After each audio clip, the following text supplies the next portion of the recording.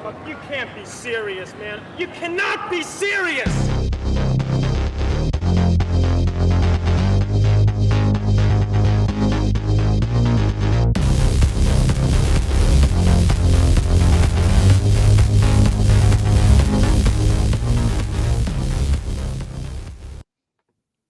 Reminds me of the good old days, the good old club days. Adam Freeland breaks. All that. Sirius Sports is Sirius back. Sports. It's back, and we're live.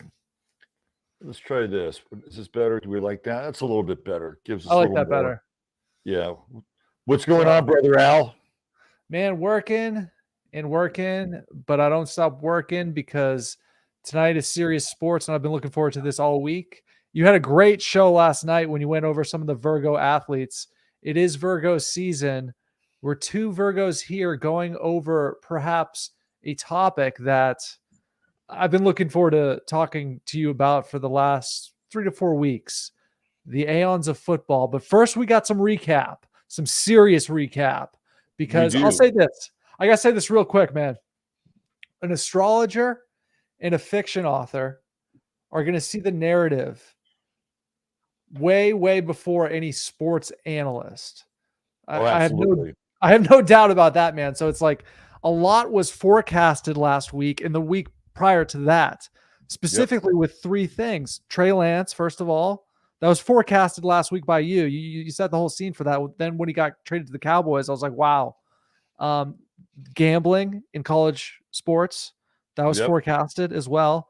And the third thing, NIL, Reggie Bush is now suing the NCAA.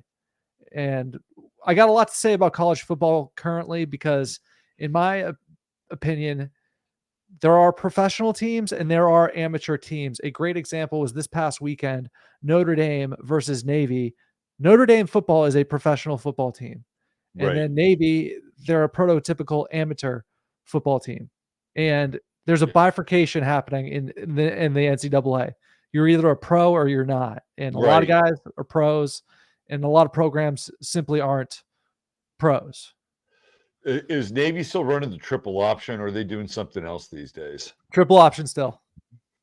They're the only team that runs triple option. Yeah. And I don't know why more teams don't run the triple option. I think all these teams that are basically creating defenses for the spread offense, you throw the triple option at them, it would know what to do. Like Georgia Tech had a pretty good run a few years back running the triple option. And it's just a thing of the past. Well, we were on the money, man. I mean, we can just go down the checklist with the topics that we covered, which was the NC2A and NIL. And you were the one that brought up Reggie Bush. And we looked at his chart. We looked at his Piscean chart and sort of taking the fall for other people, right? Pisces being the scapegoat. And what does Reggie Bush do? A week later, maybe 2 at the most, he sues the NC2A for defamation of character. Right. So we were talking about him and how he's really like, there's 2 guys and they're both from Southern California. And we brought him up, Reggie Bush and Ed O'Bannon. And Ed O'Bannon was he was like the Moses of the NIL, the bringer of the law, because he was the guy that started everything rolling. And he got the state of California basically to rule in his favor about how image and likeness are being used by institutions. And as a result of that, the individuals should be able to profit off of that, right? So that was the first step. It was Ed O'Bannon, but then you had Reggie Bush, who was the scapegoat for the NC2A. And a lot of these college programs who have been paying players for decades, this is nothing new. And so what does Reggie do as we approach a Mercury retrograde, Venus retrograde in Leo, which, Venus can be connected to legalities as well. What does Reggie do? He decides he's going to sue the NC2A. Okay, so that's one. We talked about Trey Lance. What happened to Trey Lance? You got traded to the Cowboys. That's right. Yeah. And I just, we both discussed that he was not going to make it with the Niners. If Trey Lance was going to do it someplace else, it was going to be with one of these other what is it? One of the other 31 teams or 30 teams, however there are in the NFL, wasn't going to be there. And that was Uranus conjuncting Trey Lance's Jupiter and Taurus, and he's a superstellium in Taurus. So Uranus broke up the form. And I think maybe one of these nights we might want to go over like Brock Purdy's chart. Okay. Because he has actually a pretty interesting chart. And you can tell why he's successful and why he has leadership qualities. He has Mars and Leo. So I got to ask you. Sorry, I got to ask you a quick question about the Trey Lance situation. Then I got to tell you what I'm seeing. And the quick question is: did you feel a sense of relief as a Niners fan? And then, real quick, what I'm seeing from the outside looking in, I'm seeing this fan base you speak of, these millennial podcasters. They're still unsatisfied, and the bottom line is they want Shanahan's blood. Is what it seems like to me. You have hit the nail right on the proverbial head. And what's weird is that Shanahan, I think he's a millennial, right? Wow.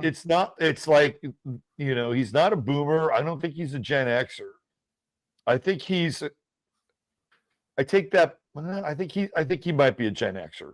He might be like a late Gen X guy. I'd have to look him up. But you're absolutely right, man. They want his blood. It's like, not enough. We're going to keep going until we, desanguinate this guy. Yeah. And it seemed like Trey Lance was being used as a proxy for their agenda. And now that he's gone, they're going to find another proxy, another storyline to sort of use it to go after Shanahan. That's what I'm seeing. Just vague, like just looking at it from cursory glance. I think you hit the nail on the proverbial head. And I was watching this one guy who I actually really like. I've had some interaction with him. He seems like a pretty cool guy. His name is Jesse Naylor, and he's one of the podcasters inside the Niners Podverse. And I think for the most part, Jesse does a pretty good job and keeps it fairly professional. But man, he was just going after Shanahan and going after the Niners and how they lied. And Jesus, if you did that kind of, excavation with somebody like Tony Fauci around what he said, and his litany of lies, like maybe we could have pumped the brakes on all this stuff, right? Mm-hmm. But they won't go there. They won't do that. They won't take on that level of authority. Maybe they're working up to it. Like maybe they're getting all hot and bothered, and then they can leapfrog into some other areas that might be of some value and service to the rest of us, besides wanting to burn Kyle Shanahan at the stake. Yeah. I find that interesting about sports is people find it being an appropriate outlet to be totally passionate and borderline like rude, where they wouldn't normally be. This specific arena, for whatever reason, is where you can sort of get myopic about statistics, but don't get too statistical about other stuff. Okay. Don't worry about that conflict or that conflict. Don't worry about those stats. Okay. Just worry about the sports stats. Okay, buddy. You know what I mean? Exactly. And worry about what Kyle said and when, and put it up against the timeline. And, he lied. Well, the same guy who I put a comment on his YouTube stream. It was very similar to what I just shared. Well, he deleted my comment. Wow. So So Kyle might be controlling the information, or they're fucking sports franchises. They're businesses. Okay, businesses don't necessarily have to be earnest and open and honest and transparent with you. They don't, right? If they are and have a relatively good reputation, it's better. But when have we ever, sat down and just said, "Oh man, I just really admire and respect this CEO," right? Like that shit just doesn't happen, right? Yeah. It gets people use their sort of sycophantic fanhood and sort of project their disappointments in these relationships that are transactional business relationships that are cold in nature. So you shouldn't be hearing these stories about these millennial podcasters basically getting emotional about people they don't know, about a team that honestly doesn't affect them. It's rather sad in a way. It's more than sad. It's troubling, right? It is troubling. We've got much bigger issues in our world than Right. whether or not Trey Lance is going to be your guy for the San Francisco 49ers, Right. or Kyle Shanahan is going to be your pincushion voodoo doll for not playing Trey Lance. We have Right. much bigger things going on here, and that's a problem. So getting into the astrology of the millennials, like yourself, Okay. not every millennial has this, but the majority of the millennial generation was born with Pluto and Scorpio. We know that Pluto defines generations. And then Neptune and Uranus in Capricorn. Like that was a really dominant theme through the most of the millennial run in the 90s. And Capricorn represents the father, right? Saturn and Capricorn is the father. So when you have Neptune in Capricorn, there is an absolute distrust of the father, right? There's complete, or the father's not there, right? Or the father presents himself in a way that the child, their innocence is sort of betrayed by the father, right? Very Neptunian, the shattering of illusions.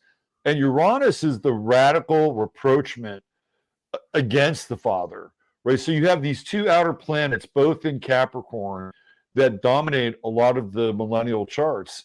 And you could just see it from whether it's Kyle Shanahan or Donald Trump or anybody that kind of represents an authority figure or power that doesn't check certain boxes. Right? If they don't check certain boxes, those guys are they're on the hit list. Like they wholly outright reject them. And this is one of the big issues around the millennial makeup of their astrology.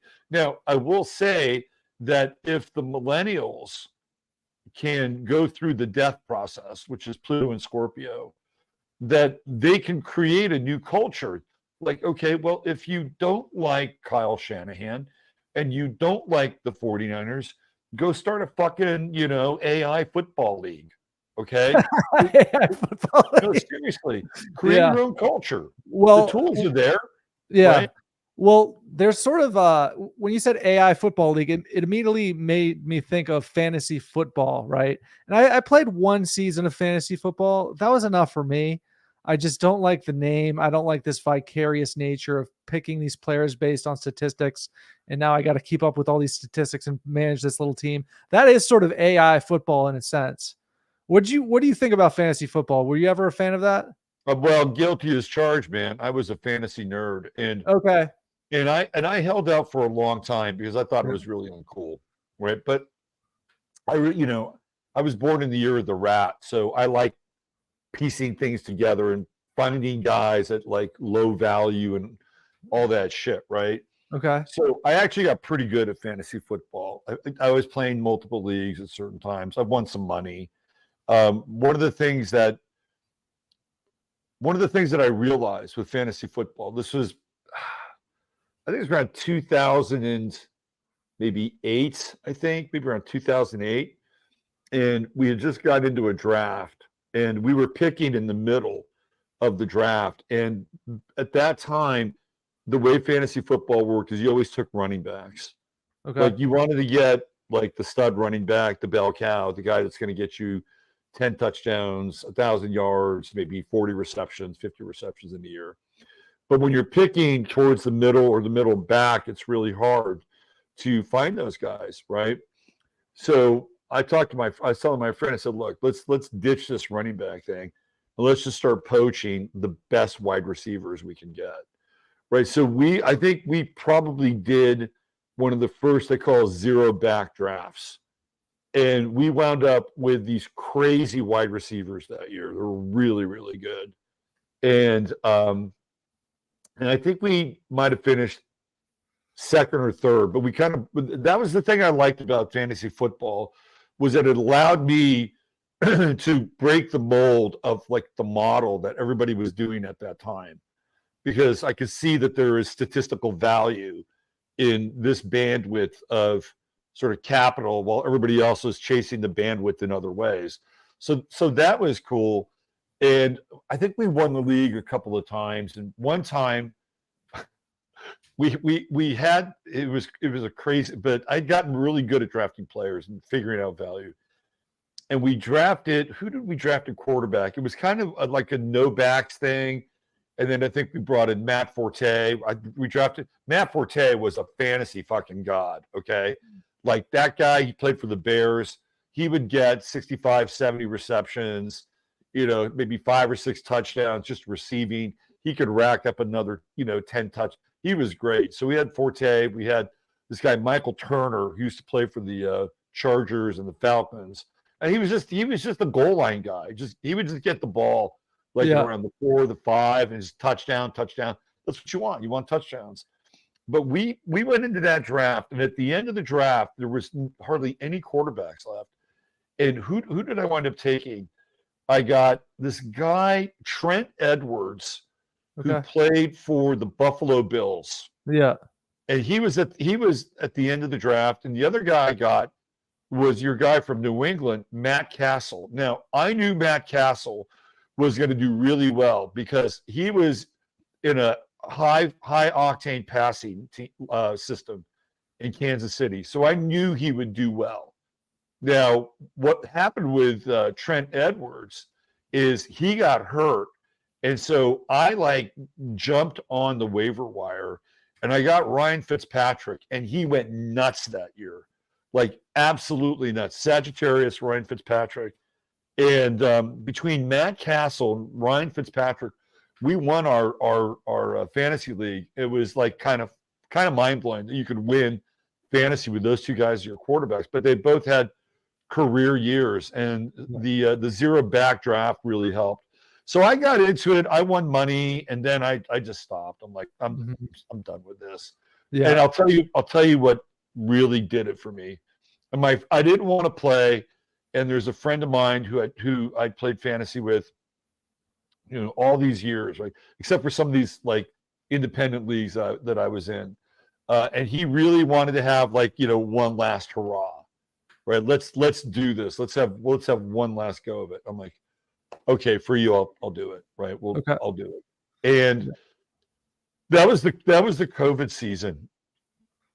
And I didn't watch any football.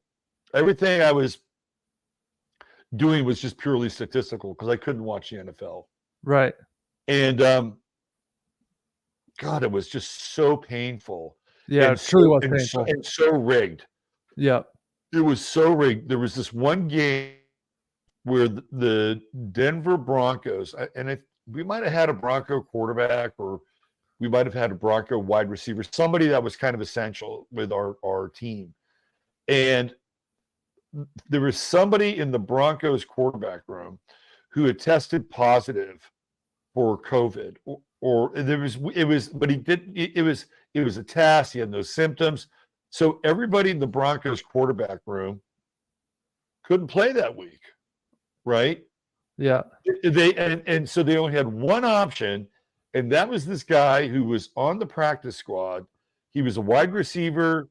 He played 2 seasons as a kind of an option quarterback at some Southern school. They activated him, and I just took a flyer and who knows? Maybe this guy could, I don't know, maybe they could set up some running plays for him and really, scheme for what he does best. They didn't do it. They tried to get him to throw the ball, which is fucking stupid. But here's what happened. They kept that game on the books. How do you keep that game on the books? Yeah, that was a debacle, man. I mean, what you're describing, it sounds like the plot of The Replacements starring Keanu Reeves. This, fifth stringer gets his one opportunity, but Keanu Reeves is probably a better quarterback than this guy. This guy sucked. Yeah, it's quite possible. But I think also during that year for the Patriots, anyways, we had the notoriously mentally ill Cam Newton. And he's like, if you ever see how this guy dresses, this guy thinks he's Beyonce. I mean, he'll wear like a top hat and he'll cut the top off the top hat. So he'll have like this big poof afro go above the top hat. And he's wearing like scarves and all this like ludicrous stuff. But yeah, that was just a debacle. Those that year, it was unwatchable, frankly. Well, I mean, that's when gambling was really starting to break.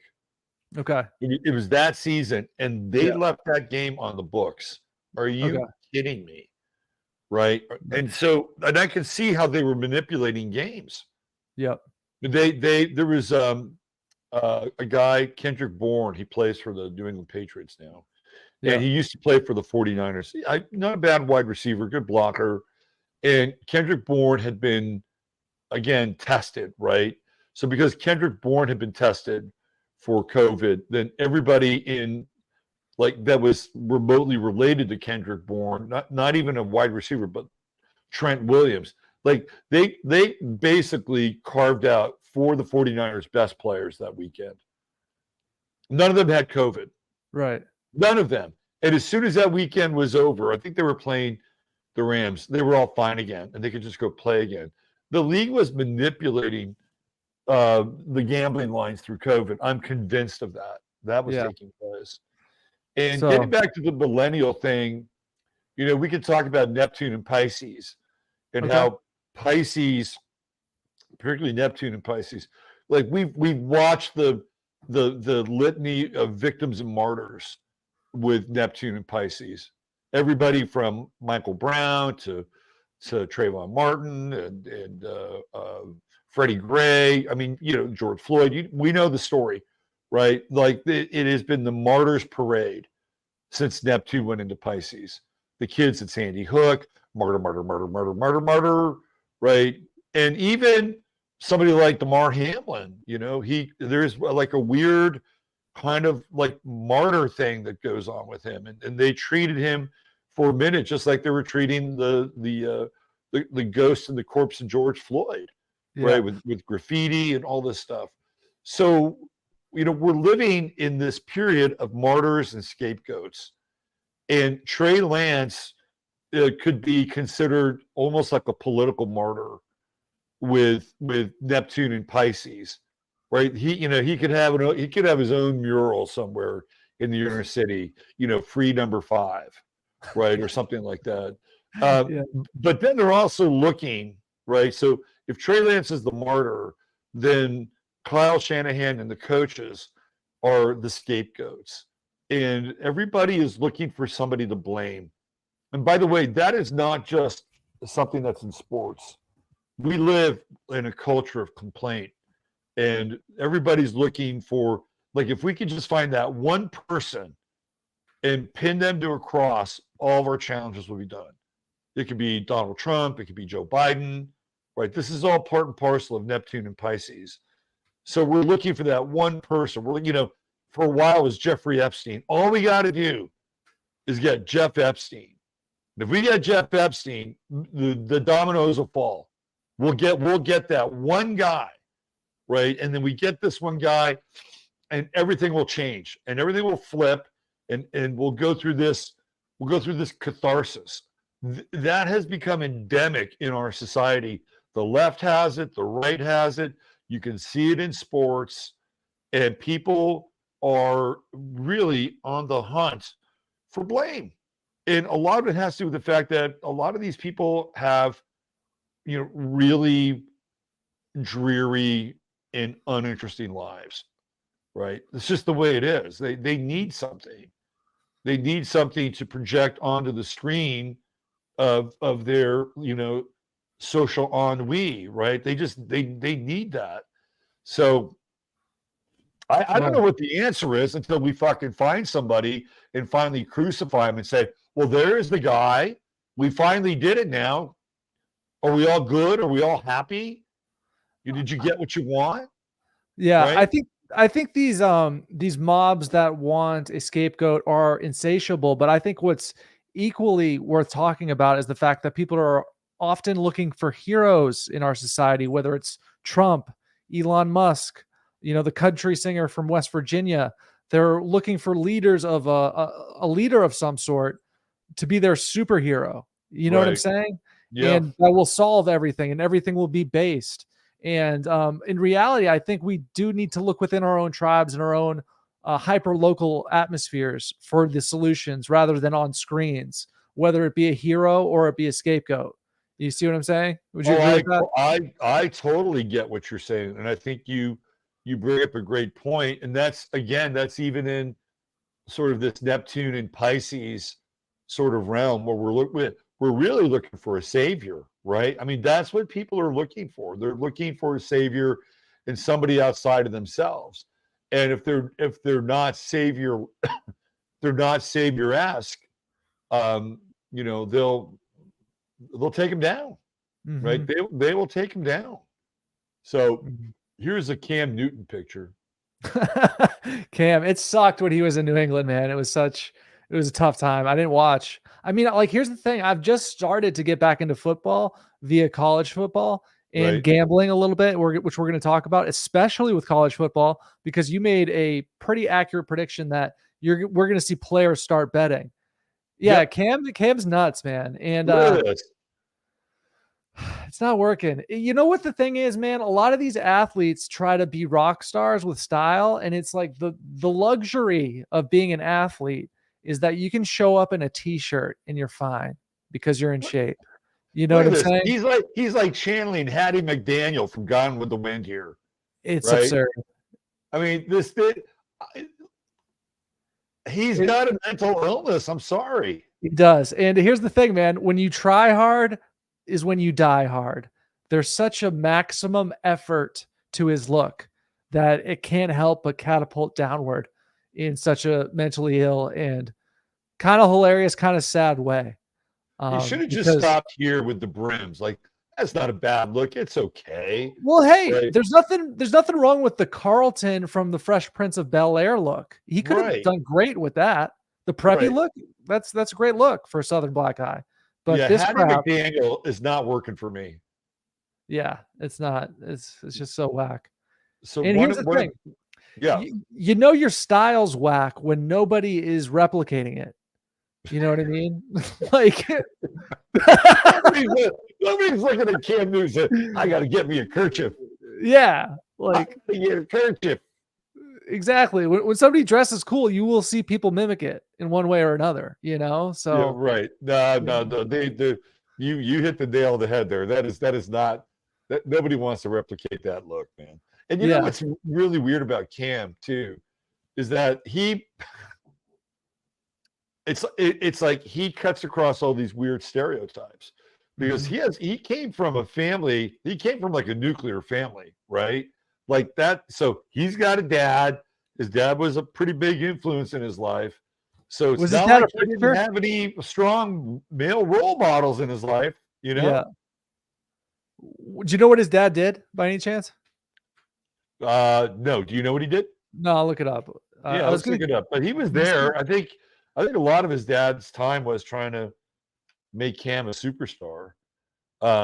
Which when Cam Newton was in college, he was like incredibly dominant. He was really the dominant player. It says Cecil Newton owns a landscaping company and is the pastor of a church. So I guess the pastor part correctly, because he just gave off that vibe like he wants to dress up for Easter Sunday every single day.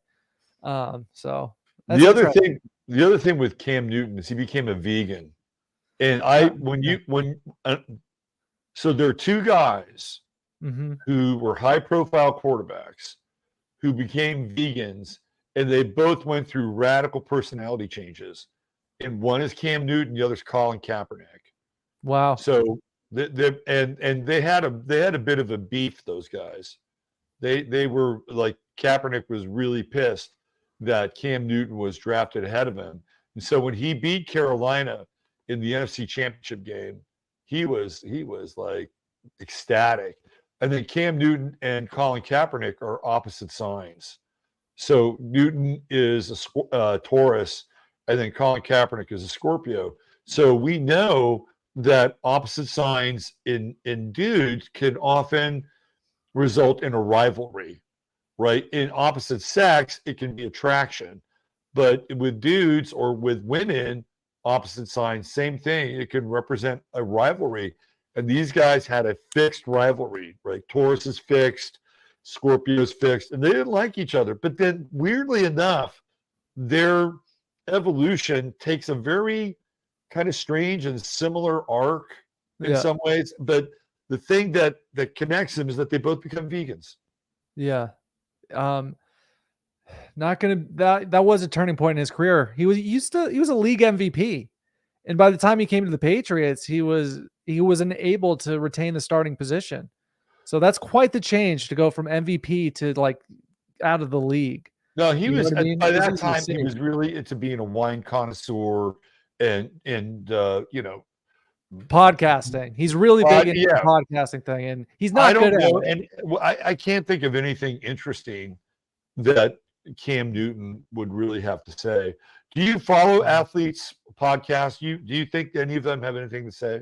I think 99% of them are completely painful. And I'd say that for the most part, they're gossiping.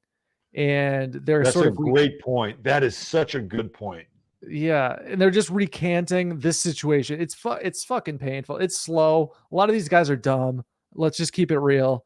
And they don't have anything interesting to say. I'd take it even a step further. Athlete interviews usually really lame. You know what I'm saying? Because they're somewhat political in their speech because they don't want to say too much. They don't want to rock the boat. They just say what they have to say. They're mandated to do these press conferences. They don't want to be there. They don't like these journalists. The journalists are asking obnoxious, stupid questions, and they do what they have to do. They go through the motions. So I'd say that, players podcasting is 99% painful for the most part. Maybe Pat McAfee's okay. He's okay. I like him a little bit. He does some good stuff, but he's a former player and he was a kicker. So, but for the most part, I liked him early on. I don't like his format. I don't like the goons that he hangs out with and stuff. Mm-hmm. It's just a weird format. It's not. But early on, I thought he was funny and irreverent, and he had kind of a self-effacing quality, which I really liked. Yeah. And then it metastasized into something else. And, I'm not fond of seeing AJ Hawk smoking a cigar all the fucking time. It's like, AJ doesn't add much. He just kind of sits there with this blank stoic face and and a cigar, right? Yeah, like one sentence or so. Yeah, it's not that impressive. I would say that, but he puts out the most effort and puts out probably the most content. So I get these little clips. I'm not going to sit down and watch one of the shows. Hell no. I'm not that interested, right. But the clips are going to reach me as they do. The one person who I do think has a personality is Peyton Manning. I think he's genuinely funny. Like, I think he carried a lot of those. When he went on that crazy commercial run, I laughed. Like, he's kind of funny. So Peyton Manning's kind of a mastermind. He's kind of. Is he an Aries? He's an Aries. You can tell he's got that big frontal lobe. Yeah. Right. Like Aries do. It's funny when me, you, and Longo were on the show doing the sports thing, and we talked about Aries having a big frontal lobe. I looked at Vince Vaughn. I'm like, that's an Aries. He's an Aries. And Vince Vaughn is a total Aries, right? He's got the Hellboy kind of forehead going on. Yeah. That Aries can have. So Peyton, I think that Peyton Manning might be a little on the spectrum a little bit. Okay. I think he might be a little on the spectrum. Not a lot, but a little, because he's just a little off, right? Like, it maybe savant would be the right word to use for Peyton Manning. Yeah. And how he could just take over. And he didn't need a play caller. He was the play caller, right? Yeah. That's what he was doing. And very few quarterbacks have that power, right? So as an Aries, clearly, he was able to, be the mastermind of his own offense. So he's an interesting character. Yeah. But I'd like to correct that prior statement. I think that Chuck, Charles Barkley, and Shaq, I think they're funny as well. They could be really funny when they I used to love those guys. Mm-hmm. Charles has gotten so fucking woke. I can't deal with him. Shaq is a Mason, and Okay. I don't trust him. Right? Yeah, he's a Pisces. Chuck's a Pisces. Kenny's a Pisces. So I always thought it was really interesting when they would go with that gone fishing graphic, where they'd be Wow. on the boat after a team would get eliminated. But Yeah. such a Piscean kind of image, right? Let me see if I can show this to people. And so they know what we're talking, because a lot of times we're talking about things people have no clue about. Well, Right? here's the beauty of the show, man. If let's say you're a woman watching the show and you're into astrology, they're familiar with your content. They're going to know sports and they're going to know sports references better than their brother that's obsessed or their, husbands that's obsessed. They're going to be able, this is how I would phrase the show. If you're a woman trying to learn sports or if you're a guy trying to learn astrology, you got to go to Sirius Sports because this is where it's at for the cross section of those topics. Yeah, exactly. Because right now we're going to show you the gone fishing images that TNT uses. Here's one right here. Right. So there's Kenny right here. Shaq's back here. All right. And then they've got all these guys who've just lost in the NBA playoffs. That's what happens. They put them on a boat and it's like gone fishing. And the guys from TNT, they're there. There's Kenny the Pisces. So they're using this Piscean imagery. There's Chuck on the back of the boat, right? This is when the Trailblazers got eliminated. They do this all the time during the playoffs. And it goes here. There's Kenny again. Kenny Smith, born March 8th. It coheres to their sign. So you have to ask yourself, right? Like, what came first, the Pisces or the gone fishing idea? They kind of go hand in glove with one another. Wow. So one thing I want to bring up, because you foreshadowed it, and I want to do like a little bit. I like to put myself in other people's shoes. So I want to do like a thought experiment where we pretend to be NCAA players going through a betting situation. Like, how would you do it? And the reason why I bring this up is because I sent this to Robert earlier in the week, and I'm pulling it up right now from our text just because I want to get it right. And this was foreshadowed on Sirius Sports. Iowa State defensive lineman Isaiah Lee bet his team would lose and made 114 other bets. He's off the team, probably out of college football because he was betting on games as a defensive lineman. You saw this coming. I did. Absolutely. It was, and look, pros have a hard enough time holding back their vices. Think about a college player, right? And they've just been given this name, image, and likeness, so they feel like, and they've got the transfer portal, and they have all these things that have added to this whole idea of player empowerment, and they're kind of, I know this is kind of a coarse analogy, but they're kind of like the guys that are going into Walgreens and unloading the shelves up to $900. Like, there's this weird sort of social corollary going on.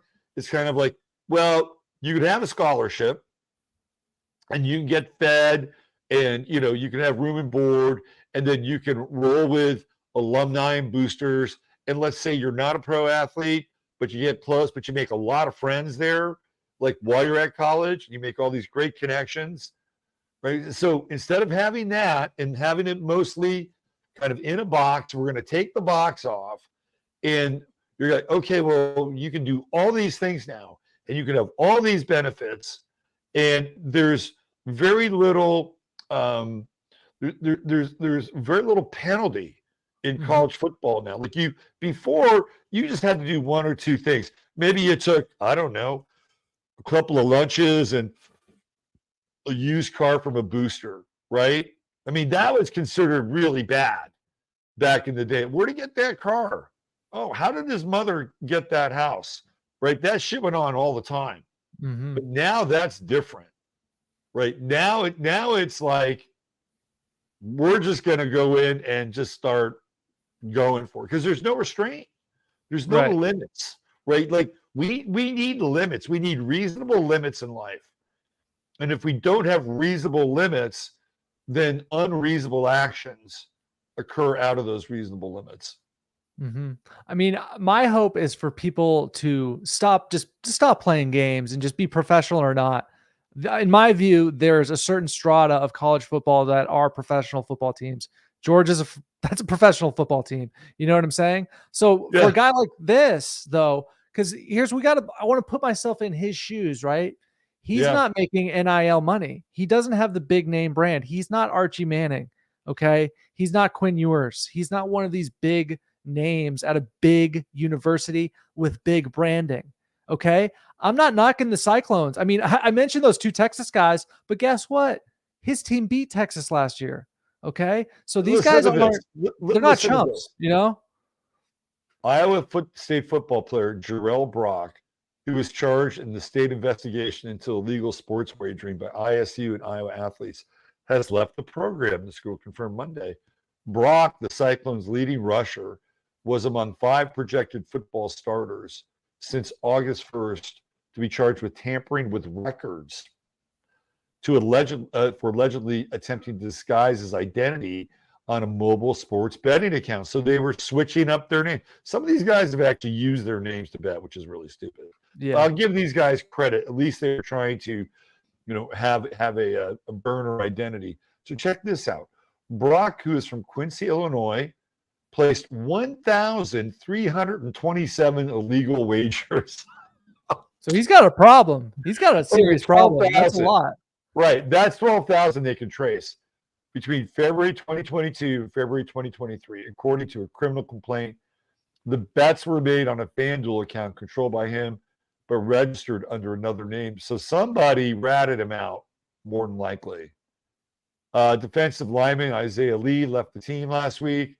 Quarterback Hunter Deckers, offensive lineman Jacob Rensburg, and tight end Deshaun Haneke remain on the roster.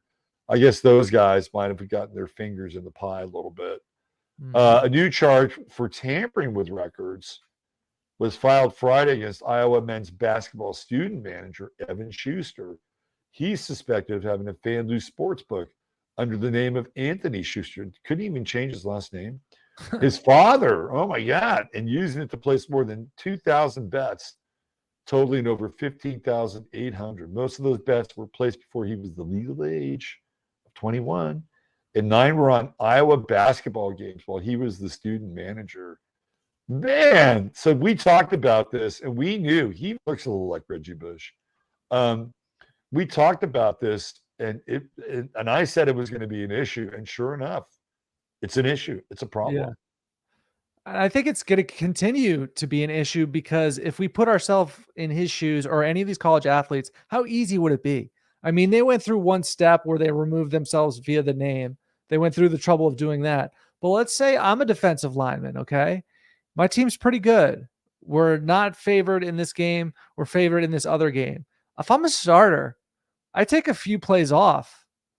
I can make a huge impact. Let's say I bet $1,000 that, we lose. We're going to get upset against this team we're supposed to beat. Then I get maybe a $5,000 return, $2,000 return, $3,000 return, whatever the case may be. I think with computers and the age of the internet and the legality, sports betting is legal where I live. It's right. Incredibly easy. So it's going to be A, incredibly easy, B, very, very tempting. And we do have a culture, sort of this hip hop culture, this hyper materialist culture where even if you do have a good bank account, it's never enough. It's never enough. Never enough. No. It's an insatiable materialist culture. And who's victim of that? Often young people, because they just don't see the value in things other than shiny things. And there's this status competition on campus. So let's say you're a player and one of your teammates is getting a big NIL check. You're still broke as shit. Okay. You're going to be tempted to hit the computer and make a play. And I'm not talking just on the field. I'm talking about. No, that's true. I think you bring up a really good point. in that there is hierarchies inside these teams, and guys that aren't making the bank of the coin from name, image, and likeness, they're going to try to level the playing field. I totally agree with you. Yeah. The basketball manager, think about this.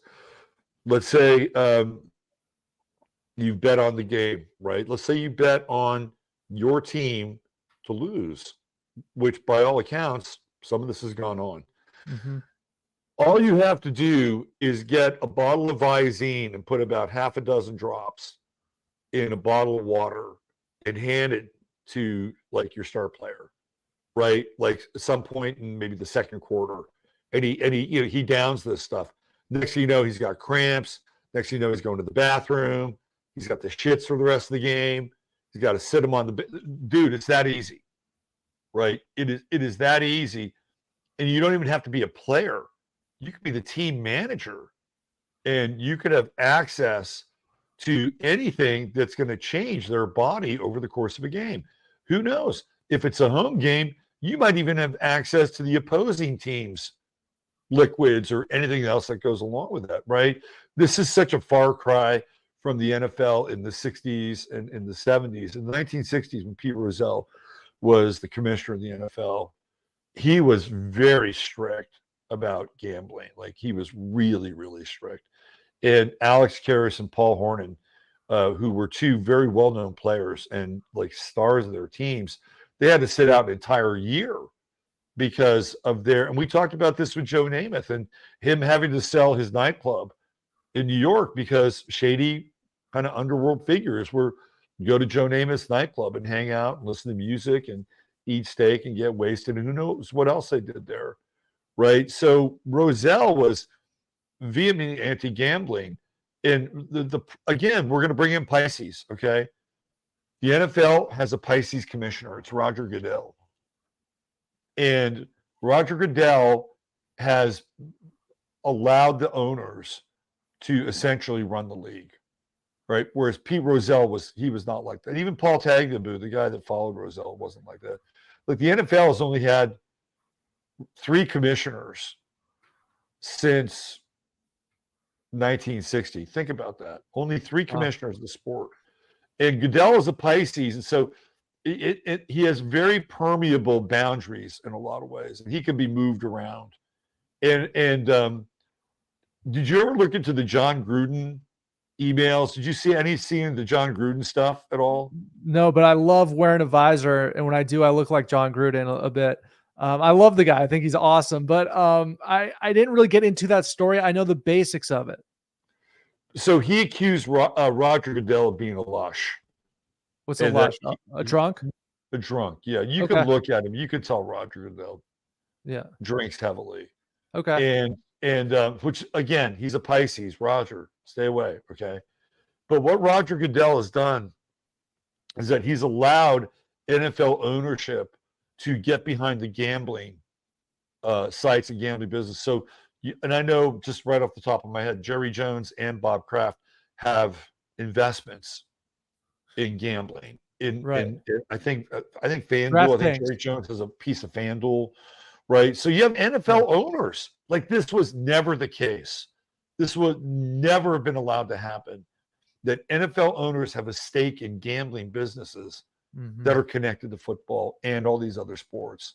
Yeah. So when you have that kind of institutionalized kind of corruption, let's call it corruption, and it is corrupt, that at some point the institution itself is going to crumble.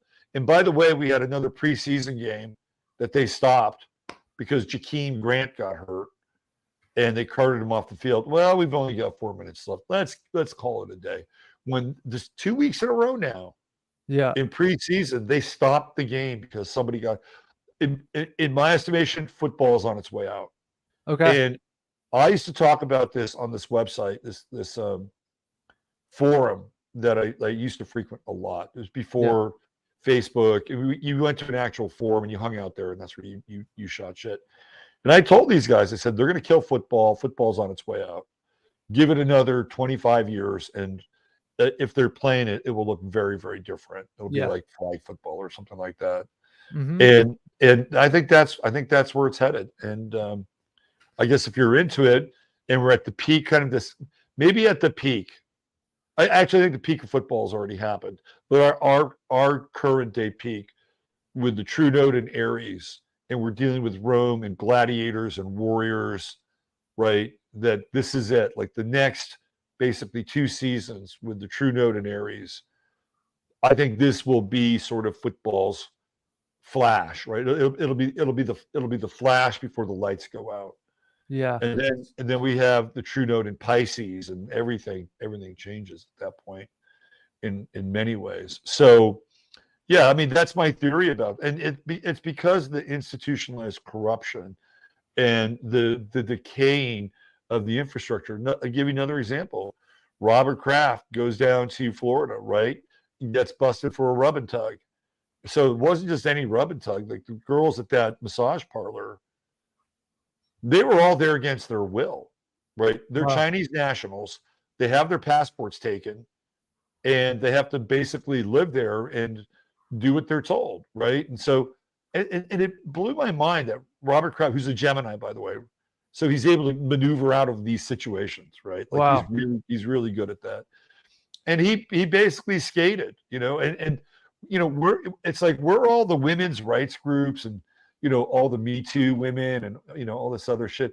I guess he's buddies with Meek Mill or something like that. Maybe they gave him some kind of credibility. Who knows? Well, yeah, I have a lot to say about Robert Kraft. I've never really been a fan, and which was pretty interesting. About a month ago, Henry Kissinger had a big party in New York City, and of course, Robert Kraft is there. And I'm just thinking to myself, I really doubt they're talking about the Dolphins' offense. You know what I'm saying? Yeah. Kraft is a geopolitical player, and Oh, I think the Patriots huge. play into that in a very, very, very big way. And I think Yep. we can get into that with the Aeons of Football, because with the Steelers and the Niners, I don't have much to say. But when it comes to the Patriots, I have a lot to say because I grew up in it. I saw it. I saw how, sort of the championships of these Boston teams, especially the Patriots, kind of created this vicarious culture of thinking you're a champion, but you might have a classmate that just overdosed on opiates, but you're a world champion. Yeah, okay. You know what I'm saying? So I Yeah. can't wait to get into that, especially with Mr. Kraft. And it's funny you mentioned he's a Gemini because so is Trump, right? And they're pretty good buddies. That's right. So, Yeah. Yeah. And even the name Kraft, like when we think of Kraft, we think of like spycraft and witchcraft, and I would not be surprised if Robert Kraft's got a bunch of these side deals. I'm always fascinated with how owners acquire teams, and some of these acquisitions of teams are really fucking shady. really, Like really, and Kraft is one of those guys. He bought the Patriots for pennies on the dollar from Victor Kayam, okay, and how he got in is he bought the parking lot. wow, Right, he got the parking lot, and then I think what was it, Gillette Stadium or whatever, but it used to be called Schick Stadium, I think, because that's what Victor Kayam, I think wasn't he Schick? That was his razor blade company. Shtick, The Patriots, yeah, yeah, or the Schick or Patriots, Shtick, yeah, I think it was Schick. yeah, I think you're right. Yeah, I think it was Schick. Yeah, Yeah, it so definitely wasn't Shtick. It was Shtick. the Patriots were a hair's breadth away from moving to St. Louis. Wow. They were on their way to being the St. Louis Patriots. And Kraft came in and was able to put together, and again, he married into money, right? Bob Kraft's wife's father basically ran like a paper mill, cardboard, fucking paper distribution company, right? And he got in on that. Like he got in and then worked his way up through his father-in-law's family, and eventually was able to leverage some of that money to get the parking rights around the stadium. And that's how he got his claw into the Patriots. And then I think eventually he leveraged that into the stadium deal and not the team itself. Right. So he was playing Monopoly there. And he eventually, when I think it was the guy who bought it after Victor Kayam, and he was losing money. It was bleeding, and they were just about to go and move this thing to St. Louis. Kraft comes in and buys the Patriots probably at their lowest value. Like you can see that with these owners. Jerry Jones, who we'll talk about tonight, did the same thing. He came in, he bought the Cowboys for pennies on the dollar, man. But the owner of the Cowboys was hemorrhaging cash, and he needed to sell the team. So there are the stories of how these guys get these franchises are mind blowing. Like what's his name? Bud Selig, when he got the Milwaukee Brewers, he basically got them out of receivership as the Seattle Pilots. Right. The Seattle, to this day, I can't even find how much Bud Selig paid for the Seattle Pilots. Wow. It was probably embarrassingly cheap. Yeah. Right. And he's another guy who basically fucked up his sport. But yeah, Kraft is crafty, and he spends a lot of time and resources with and in Israel. Like he's a big Israel first Zionist dude, right? Like in Kraft's world, it's Israel's number one, and the United States is just a hair behind them. But in the hierarchy, Israel's at the top of the pyramid. And he also has that in common with Trump too. Like big time. Trump had a coin named after him, right? A 2 shekel coin with Trump's face on it, right? So they're both Geminis, which you absolutely got, right? So they're crafty people. That's what they are. Yeah. I didn't know that whole background story about, him buying it up, but I got to give him credit. That is quite crafty. And very crafty, right? And like they built, I mean, I didn't know the Patriots were down that bad, but nowadays they're essentially the New York Yankees of football in a sense, Yeah. The old Patriots from the 1960s in the AFL, that team was a trip. And they had a lot of Italian players on that team. They had Nick Bonaconti, they had Gino Marchetti, right? They had Babe Perilli. They had all these Italian guys on that team, and they had a young Marty Schottenheimer was on that team too. Wow, in this long fucking name, Marty Schottenheimer. And then I think Marty wound up playing with the Bills, but yeah. So do you want to get into the Aeons of Football? Would love to. I think we provided the perfect 1 hour warm-up segue into the Aeons of Football. And I think the central question I have is, are these football teams that win a reflection of the times, or do these teams that win shape the times? I think it's both. I think it's both. So let me bring up the document here. This is the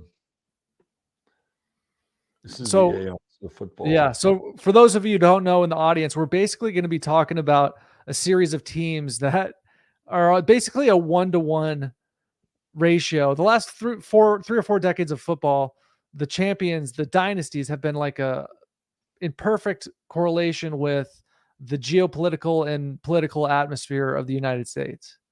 Right. So this is what we came up with here.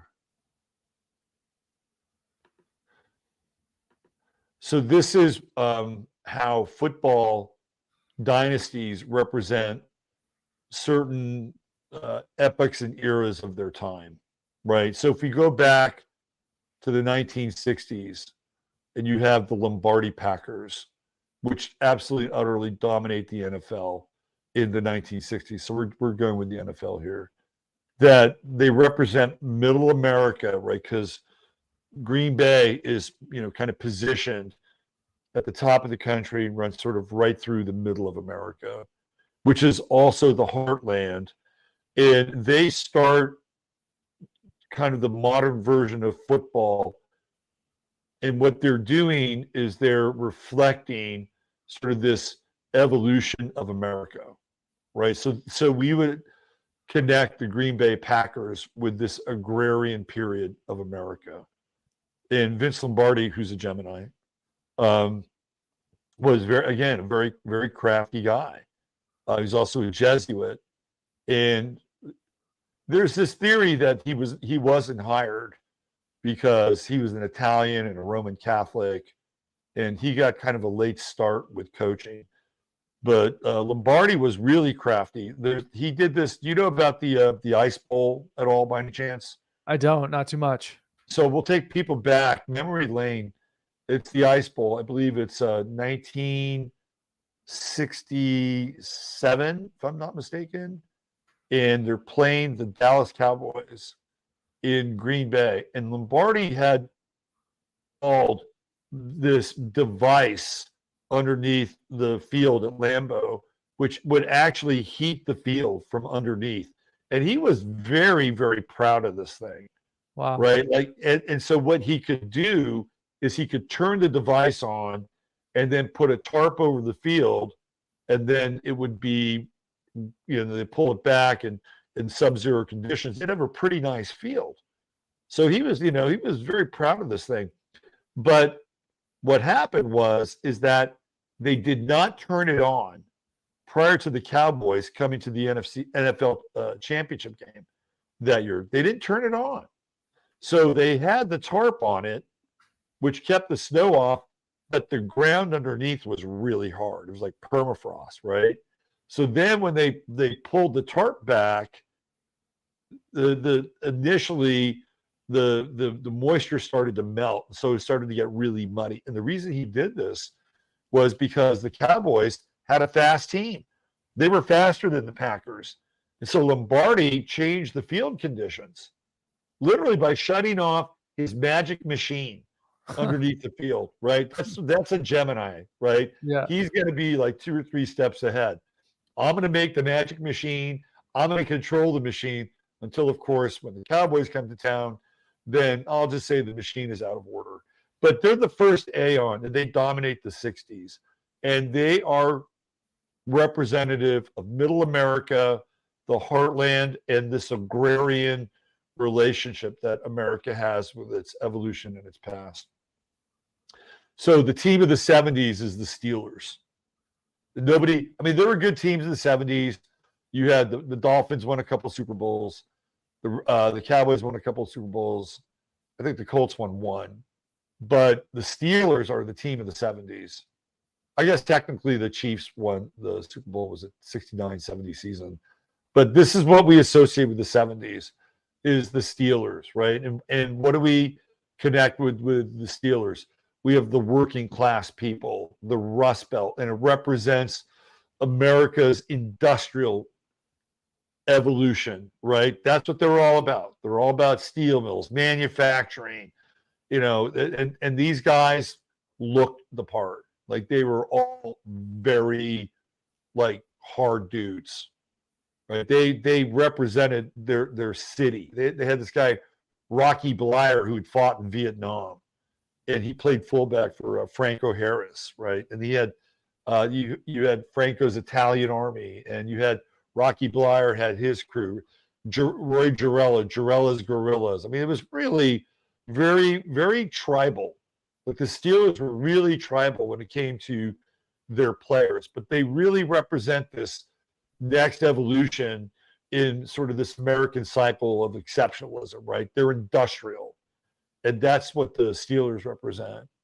So then we get to the 80s, and the 80s are interesting because 2 teams really dominate the 80s, and it's the 49ers and the Redskins. And between them, they have 3 Super Bowls each. So out of the 10 years of the 80s, the 49ers and the Steelers win 60% of the Super Bowls between the 2 teams. And what's interesting is what they represent, right? So in San Francisco, we had companies like Hewlett Packard, who were really big Bay Area company, and sort of, really kind of blowing out, computing, both corporate computing, eventually personal computing. To the south of IBM, to the south of Hewlett Packard, we have IBM in San Jose, right? So information technology is really starting to take hold in the 1980s in California.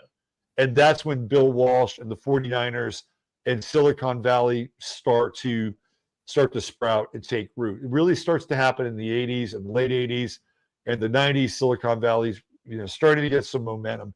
49ers are still good in the 90s, but you can see the evolution of technology. And Walsh with the West Coast offense, he's a Sagittarius, he's the great, master planner, right?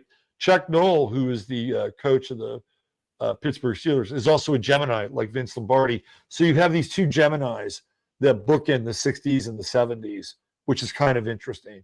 But Walsh is a completely different character. He's cerebral, he's professorial, right? He's Sagittarian to the core. So we have this rise of the Niners, technology in Silicon Valley. And then you have Joe Gibbs, who comes out of a different offense, right? He comes out of the Air Coryell offense. And Joe Gibbs and the Redskins are really, really successful during the 1990s. And so what they represent is the Department of Defense and the rise, in a lot of ways, of the military-industrial complex. And by the way, Joe Gibbs is also a Sagittarius. So we have two Sagittarians who are like the pillars of the 1980s with Walsh and Gibbs. And so you put them together and you're linking technology. And by the way, Stanford is also really, balls deep into technology, surveillance. The CIA is Langley West. Like that's all kind of baked in. Walsh coached at Stanford, I think, for 3 seasons before he coached for the 49ers. So you have information, surveillance, all the technology that would then be deployed by like the DOD, the Pentagon, and you have these two teams that represent the evolution and the growth of both of those things simultaneously. Wow. So they're representing America as America enters into the information age, these two teams. Wow. Okay. It's interesting with the Redskins, and I think about United States military operations like the Gulf War, and what was it? Kosovo came later, but specifically with the Gulf War in the early 90s, right? Yeah, I mean they're kind of loading up for the early 90s. Yeah.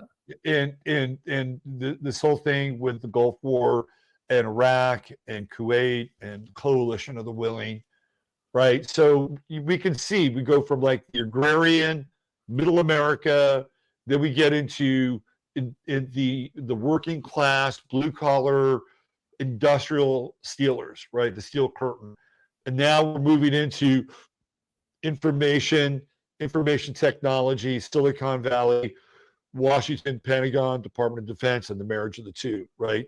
And two Sagittarians right there. Okay, so the next one that, and it really dawned on me, like this is what was really happening.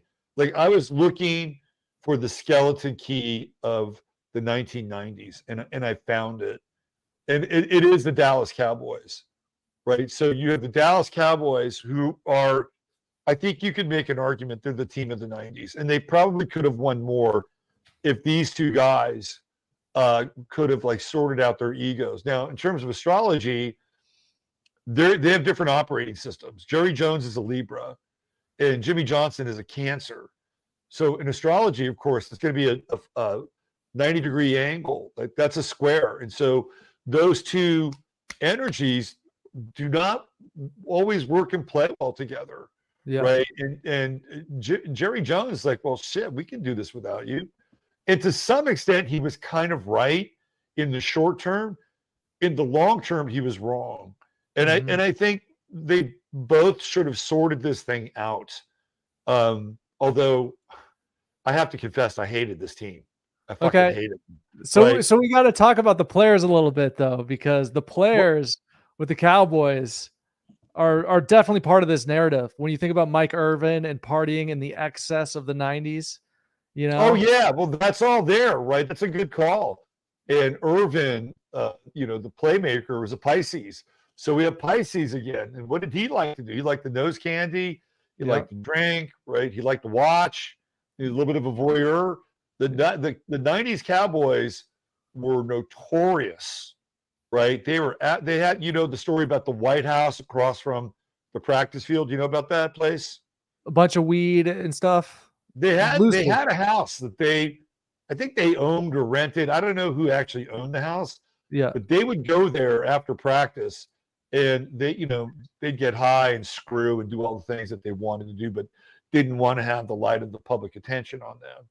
But the Cowboys they're representative of corporate raiders, Okay. right? And that's what's big in the 90s. The 90s is the pillaging of America. And you have people like T. Boone Pickens and these guys that are running hedge funds. A lot of that starts in the 80s, but it really picks up steam in the 90s. And then there's also, and this is kind of interesting, you have the rise of Walmart. And Walmart, in their own way, are like corporate raiders, right? They're shutting down mom and pop stores. And what does Jerry Jones have in common with Walmart? They're both from Arkansas. Wow. Right. They're both, and both, I think Jerry Jones and Jimmy Johnson both went to the University of Arkansas. Jerry Jones played on the football team in Arkansas. So there's the Sam Walton connection there. So the Cowboys represent this rampant gouging of capitalism. And Jerry Jones, again, he buys the Cowboys kind of for a song. I think it was the Murchison family who were just hemorrhaging, right? They'd over leveraged a bunch of stuff. And Jones comes in from like the oil business. I think he's got some car dealerships. He also had, I think he had like a fast food chain. I think he had a bunch of pizza parlors. Like he's just kind of cobbling together all these assets to make money, right? He's like a self-made man. And then he goes in, he buys the Cowboys on the cheap, and they're part of this sort of raiding of America's coffers. And at the same time, guess who else is from Arkansas? It's the Clintons, right? and they're kind of in this mix. Yeah. It's the Waltons, it's the Clintons, it's Jerry Jones, it's T. Boone Pickens, it's these corporate raiders, the drug thing that you're completely hitting on, also with the Cowboys in the 90s.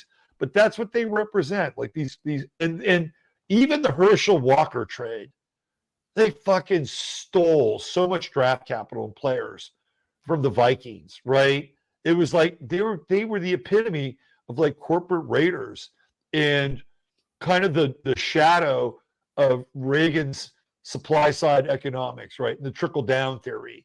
This is what it brings. It brings you Jerry Jones and Jimmy Johnson and the Cowboys. So that's our team for the 90s. And like, just to bring it back to the players a little bit, their quarterback, Troy Aikman, he's just your prototypical, almost cowboy looking dude. You know what I'm saying? And then Emmitt Smith at the running back position.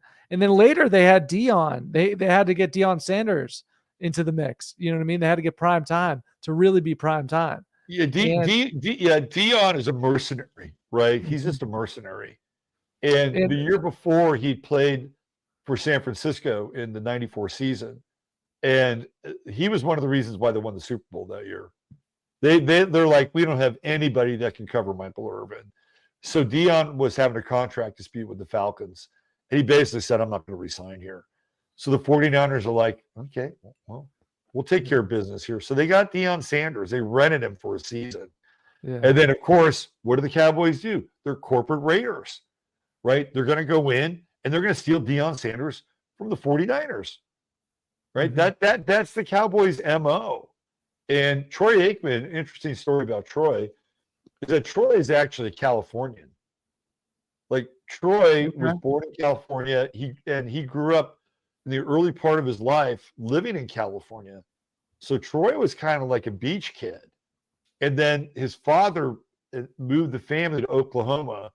And I think the cowboy effect was through epigenetics, right? He kind of picked that up when he was, but then when he I think he actually played at Oklahoma for a minute, right? And then he left the team and then he went to UCLA. So he wound up going back to California. And then he was drafted from UCLA by the Cowboys. But his story is an interesting one because it's coastal, but then it's cowboy, and then it's coastal again, and guess what? It's cowboy again. Yeah. So Troy Aikman, I wonder if he's got like a seesaw chart. We should probably have a look at that. So that's your team in the 90s right there. They're corporate raiders. Big time. And one final note on Michael Irvin. It's interesting how he simultaneously represents two brands almost perfectly, that being the Miami Hurricanes, who sort of have this thug reputation, and also the Dallas Cowboys. And he got in all sorts of trouble. He had some serious, he had a coke problem and a coke and drinking problem during the offseason primarily. But yeah, it was an interesting group of characters. Very 90s, so 90s. I never liked Michael Irvin, but over the years I've come to appreciate him. I actually think he's a good guy. I think he's evolved. I think he's evolved too. Whatever happened with him in this bullshit Me Too thing in the Super Bowl. Yeah. I don't know. I never got into that story, but I'd say this about Mike Irvin. Some people say that before you become old and wise, you have to be young and stupid. I'd say he's very old and wise now. You know what I mean? He's older, he's wiser. I recently watched a speech of his he gave the University of Colorado players. The University of Colorado, they have big time pros coming in every week, and they have all sorts of NFL scouts there every day. So there's something going on with that team, I think. Well, Dion can bring the star power in. When he was at Jackson State, he brought Brittany Renner in. Can you believe that? Oh my God. I did not know that. That's hilarious. Yeah, no, he thought let's bring the Instagram chick in and get these boys worked up. So I'm looking at Troy Aikman's chart, and he has what's called a funnel chart. You could make a bit of a case for a seesaw chart. When we get through this, we'll throw up Aikman's chart and we'll take a look at it. So the final team here are your guys right here. The 2000s and the 20s are the Patriots. So what do they represent? The United States of America, neocon wars, military-industrial complex, regime change. Right? I mean, they're coming through. What year did they win their first Super Bowl? Was it 2001, 2002? Yes, 2001. 2002. What's the phrase? The famous phrase of 2001, you're either with us or against us. Right? And the Patriots, are on this 20-year run where they're representing, sort of what happened initially back in the 80s with Gibbs and Walsh and computers and the DOD. This is all about the neocons. And by the way, Robert Kraft supports the neocons. Big time. 100%, right? And the neocons are the architects of a clear break. They're the architects of what? The Patriot Act, right? So you have the Patriots rising to power simultaneously when all of a sudden now we've got to accept this fucking Patriot Act, which is really an abrogation of the U.S. Constitution. It completely abrogates it, right? It's like it's over the top of it, and tons of personal rights and freedoms just get swept under the rug. And we have this monstrosity called the Department of Homeland Security that comes out of that and swallows up all these other intergovernmental agencies. And you have the beginnings of TSA and all these things, right? And it's all supposed to be about security, which leads to better freedom.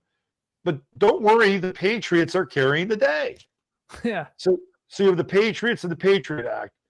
And so when you were watching the Patriots, because you're a New England guy, right? Mm-hmm. And all this shit is going on.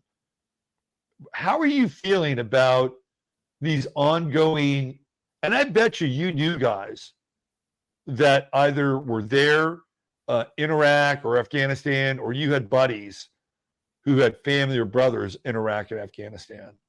So all this is going on, and then you have this mega distraction with Tom Brady, who's Captain America, and the Patriots.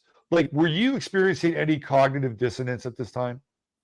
Not quite yet at this time, because between 2001 and 2013, I was, 11 and 13. It was starting. But to really tell the story of my experience with the New England Patriots growing up in New England, certain events and certain months that later led to conflicts in Afghanistan and Iraq, I'll start it in second grade, 1998. Okay. And I've told this story before, but I think it really puts things in context.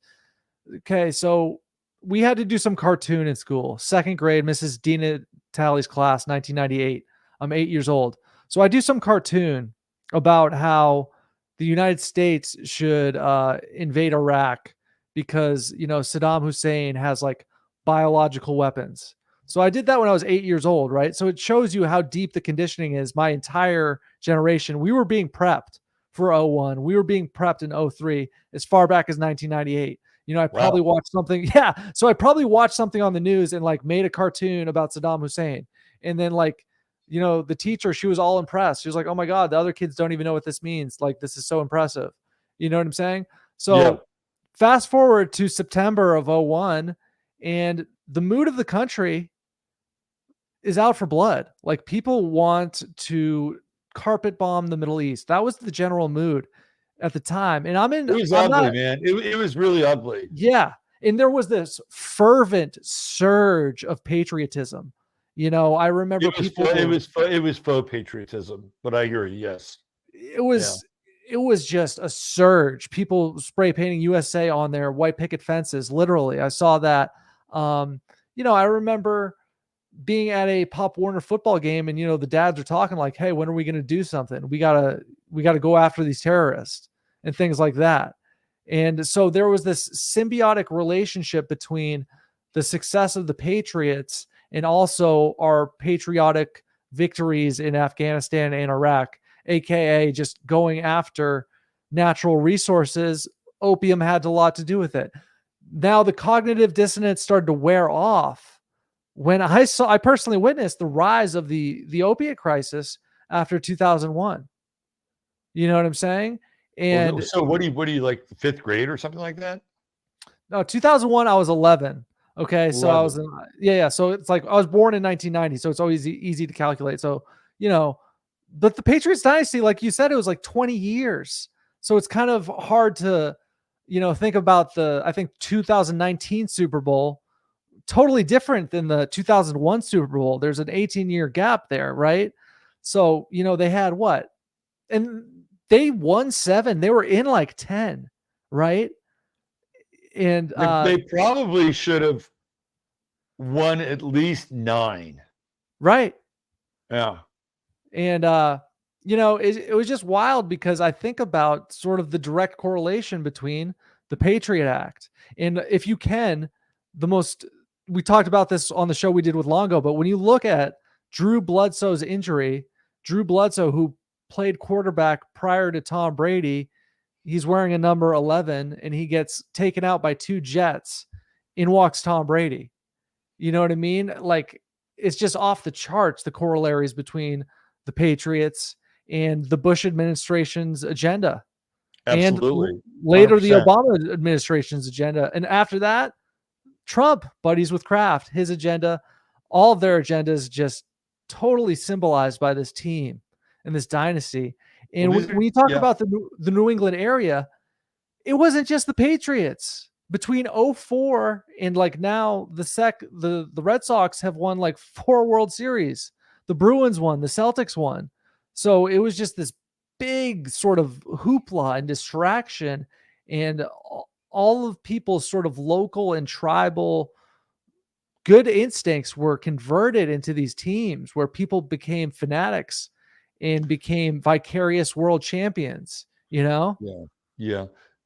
One almost has to wonder if there is a conscious siphoning of the fervor, the enthusiasm, and the energy, and a conscious like siphoning of that energy off into these foreign involvements. I mean, I think the ultimate example of that would be somebody like Pat Tillman, who was like, I got to go over there and I got to go kick some ass, right? I mean, he is the epitome and the symbol of that. And then he goes over there and there's no more Pat Tillman. Right. And he was totally lionized and celebrated and all of this. And who knows what really happened there. Well, I don't think it's so. The story is that he got there, and Pat was a really interesting guy. He was, as a football player, he was undersized. He played safety. He was one of these human projectiles, but he was also like a student of history, philosophy, war, studied Alexander the Great. Like Pat was just a different kind of guy. He was just different. And he had pushed his body to a point where I think he was in his third or fourth year and he was getting ready for a new deal. And, his game would not translate to today's game because he was a guy that would just, knock you into next week. Mm-hmm. That's how he played. And so he was getting ready to get his second contract, which was going to be a big money deal. And then he's just like, why should I play football when so much is at stake and I've got to serve the country?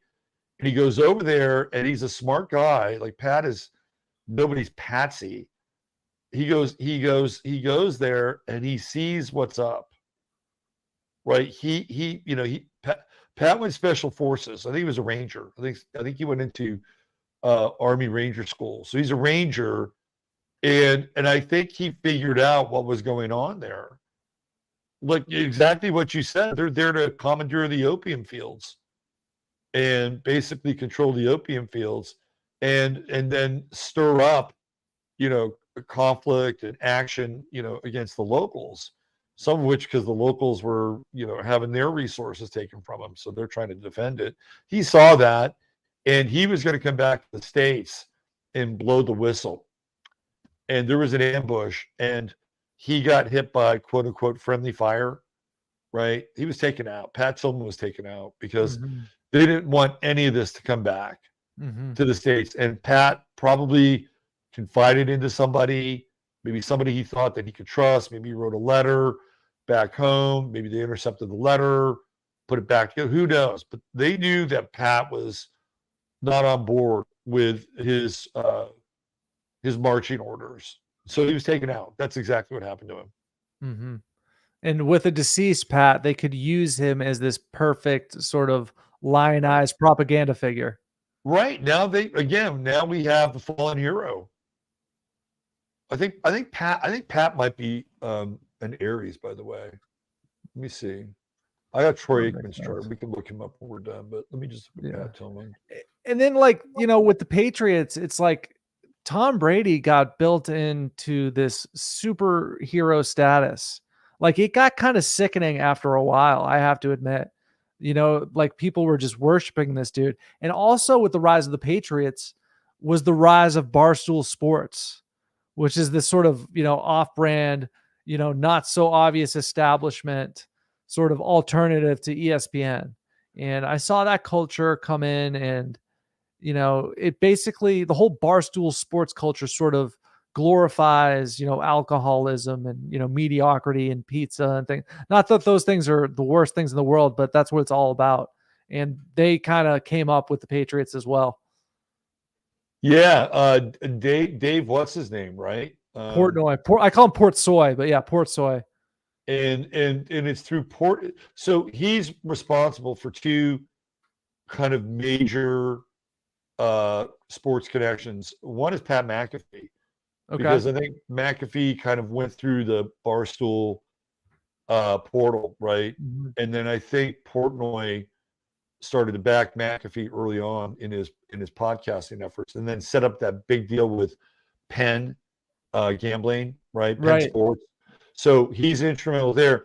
He was also instrumental with getting Deion Sanders into, not just getting him into Jackson State for the coaching gig, but that 5-star recruit from Florida. Travis Hunter, yeah. That's Dave Portnoy money. Really? That was NIL money that went to that player. So Portnoy kind of launched Pat McAfee and Deion Sanders simultaneously. Wow, I didn't know that. Yeah. Huh. So Pat Tillman was a Scorpio, and he had a Sun-Mars conjunction. Let's take a look at Pat Tillman's chart. Let's see if we can get some traction out of his chart. Pat Tillman. Yeah, he had that. Wow, okay, Scorpio. Interesting. Okay. So he had a stinger when he was over in Afghanistan. Well, he also has a Sun-Mars conjunction, which is very Aries-like. So here's his chart. He has his sun at 14 Scorpio, you can tell that this guy was popular as a football player, right? So he has all these planets in the 11th house, which represents the team, right? The 11th house is the team.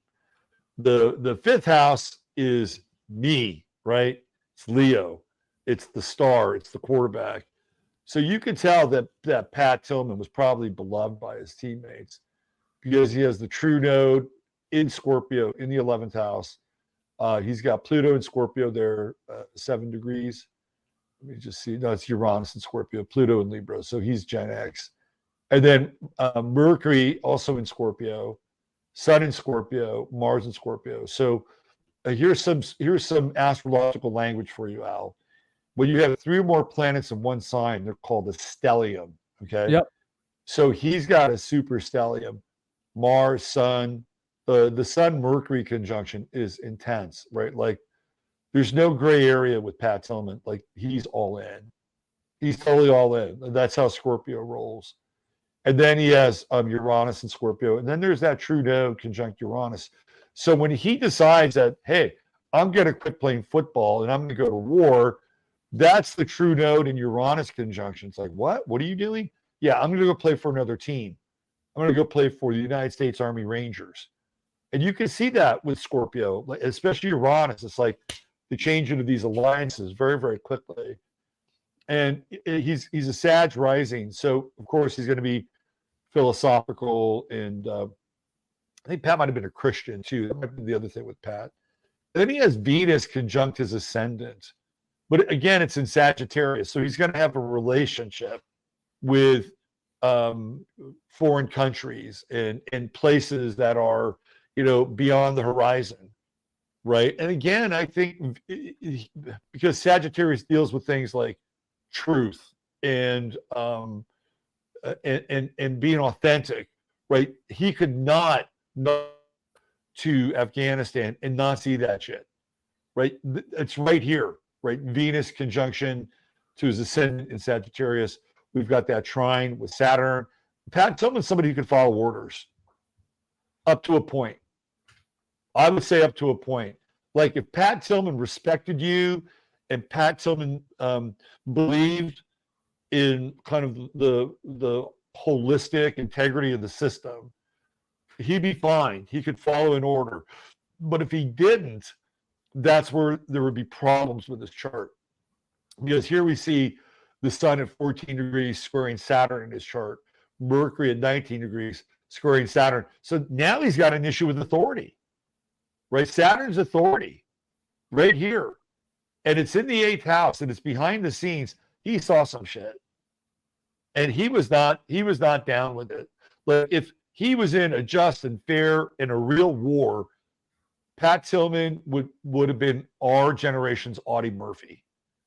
But we know everything about that war from start to finish. And by the way, when that war finishes, the Patriots are done, right? Yeah. Like, they're coming home, and in the season before, Brady's in Tampa, and he goes from being a Patriot to what?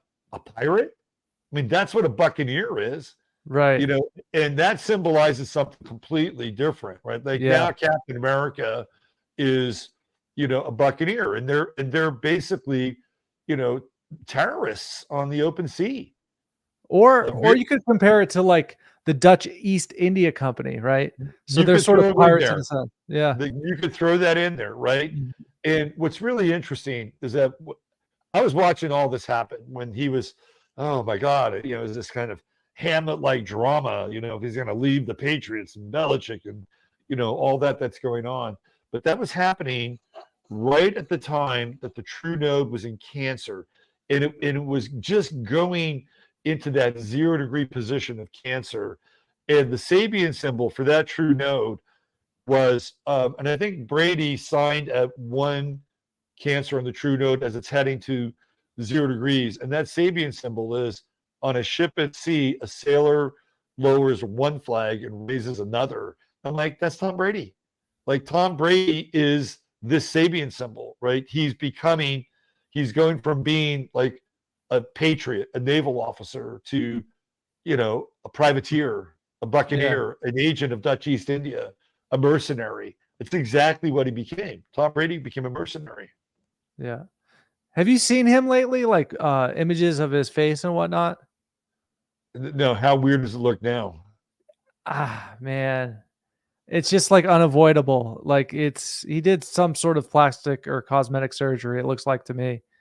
Yeah. And it's like why? You know what I mean? You're a stud. Is it just too much limelight makes people go a little loco? Is that what you think? Or do you think it was all the tumultuous times he was having in his last year in Tampa? Tom Brady, he's a guy that I think he's a really odd guy. Mm-hmm. I think I mean, he has all the attributes that you would want in an American icon, Right. right? Like theoretically, he should be like taking the mantle from some other American icon, like, I don't know, Clint Eastwood or John Wayne. Like, he's kind of in that territory, Right. even though he's not a movie star. But I never really got the sense of him like feeling all that comfortable with that role. I always felt like he was way more comfortable at this maniacal sense of trying to perfect his body and read the defense, and that's where his comfort zone was, right? Like he had a bit of Kobe in him, like that. They were closely related in that area. But as far as like he's like Tom is he's a Leo, right? Tom Brady's a Leo, and he's got a Saturn Sun conjunction, which is why he played for so long. Saturn brings longevity. But I think at a particular point, Tom decided that he did not want to be controversial, right? He wanted to be liked because he's also a Libra rising. And Libra rising people want to be liked. Huh. They don't want to like stir shit up. So Brady, I think, was making a lot of decisions along the way to try to have this kind of slightly iconic status, but without the buy-in, because he didn't want to piss people off. That's true, because yeah, he had an opportunity to like endorse Trump, which would have pissed a lot of people off because they were buddies, right? And he chose not to do that. And now it all makes sense when you mentioned the Libra rising. I didn't know about that with him personally, but now that you describe that characteristic, it's like, whoa, that makes total sense. Yeah. And so for me, Tom Brady is everything that's wrong with American sports and somebody who could be really iconic, but doesn't. He's much more concerned about how he's going to look, right? Both personally with Libra and the grooming and all that shit, right? And also how he's going to look in the public's eyes. Like he doesn't really want to be controversial. That's not Brady. And Belichick is an interesting character, because I bet you if you sat down with Bill Bellichik and you asked him like personal opinions about certain things, Yeah. Bill Belichick could be, I bet, pretty based in some areas. Mm-hmm. But he's an Aries, and he's just going to be do your job, right? Do your job. That's all you're going to get with Belichick is do your job, and he's not going to really deviate from that. He's not going to, be somebody who's going to use his position to take a stand. And maybe, I think in Belichick's case, maybe he's going to take a long play. And I'm not saying that Belichick would ever get into politics. Tom Brady might get into politics one of these days. Yeah. If we still have a political system, which I seriously doubt. But I could see him doing that somewhere down the line. Here's the thing, like he you might fit the mold of a Reagan style Republican because he's from California. He probably does lean right, but I bet he's got some weird guru type beliefs that we don't necessarily know about. Like, do you remember that last season in Tampa when he did like a vacation for like 11 days? Yeah, that Like, was to try to save his marriage, right? okay. I speculated it was either marriage, but I also speculated that he was potentially pulling an Aaron Rodgers and doing ayahuasca sessions in South America or something. I could see him doing that because he definitely has some guru. Really? You Yeah, think I Tom could Brady see. would do ayahuasca? I think so. I think Giselle would, for Or sure. I think Giselle would, especially Yeah. if her martial arts instructor took her to the shaman, right? Mm-hmm. She would do it. I don't know about Tom.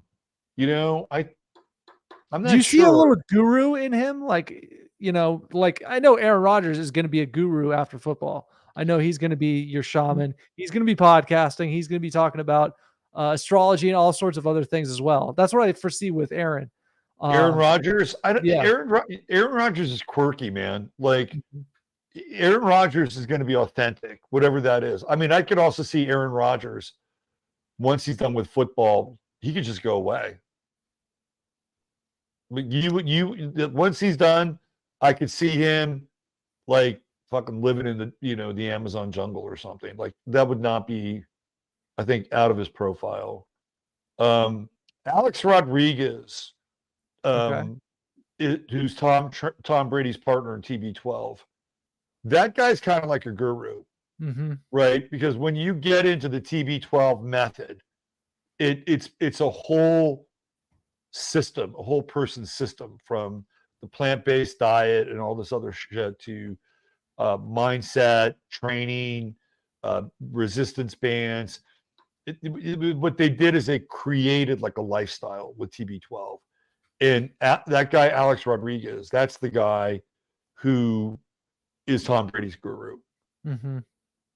right? Everything from avocado ice cream to, again, resistance band training, all that shit. That's his guy. That's who I think he goes to for all that stuff. Yeah. So with football, I got to mention this, right? When we see where the sport is going, have you seen the practice helmets? So they have their normal helmet on, right? But then they have the pads over it. Have you seen this yet? Yeah, it looked like they all have encephalitis or something. Yeah, but somebody made a very simple comment, right? They go, well, if it's safer to wear those pads on top of your helmet, why don't you guys wear them during a game? And I was like, wow, that sounds valid. And I could see that happening. I could see pads going over the helmet. Do you think that we could potentially see more stuff like that as it evolves more into a pass heavy, almost flag style game? Yeah, I mean, I could totally see that. I could totally see. I always used to have these kind of radical and contrarian additions to this forum that I was on, and I said, if you really want to solve the head issue. Oh, by the way, the statistic came out today that the NFL has a 40% CTE rate. I don't know where they get that from, but if you really wanted to solve the head injury issue, here's what you do. Ready? You take away the helmets. Like in rugby, it You forces take them them to away. sort of. Yeah. What do you do then? You have players who will not use their head, right? They will find another way to tackle.